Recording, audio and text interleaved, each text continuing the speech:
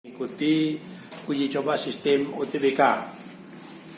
Uji coba ini sudah dimulai persiapannya dari kemarin dan akan berlangsung pada hari ini dari pukul 7.45 sampai dengan pukul 11.45 nanti.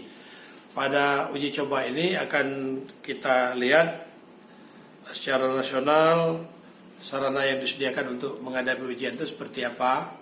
Kemudian kalau di Palembang sendiri kita menyediakan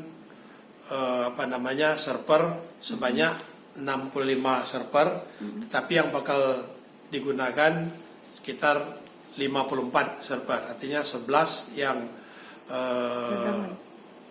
cadangan katakan karena belum juga memenuhi semua persyaratan. Kemudian yang kedua, bahwa hari ini juga kita melihat kesiapan masing-masing admin IT di masing-masing lokasi.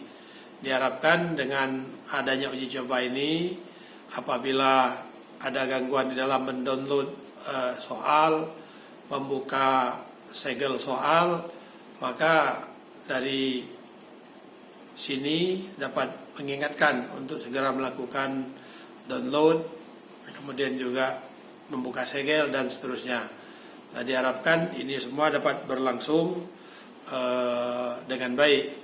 Khusus untuk UTBK Palembang sampai dengan hari ini, jumlah calon peserta yang telah mendaftar itu ada 7.900-an orang.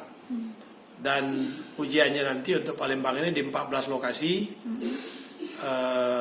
pada saat yang bersamaan itu di 14 lokasi sekolah, artinya kan di masing-masing tempat itu diselenggarakan 2 sesi. Jadi ada sesi pagi, ada sesi siang.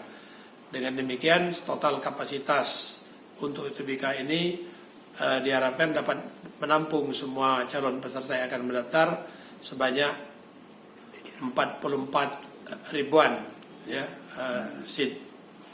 Barangkali itu yang perlu kami sampaikan pada hari ini. Mudah-mudahan semuanya dapat berjalan lancar dan kendala-kendala yang terjadi dalam beberapa hari pada awal pendaftaran itu sudah mulai dapat teratasi.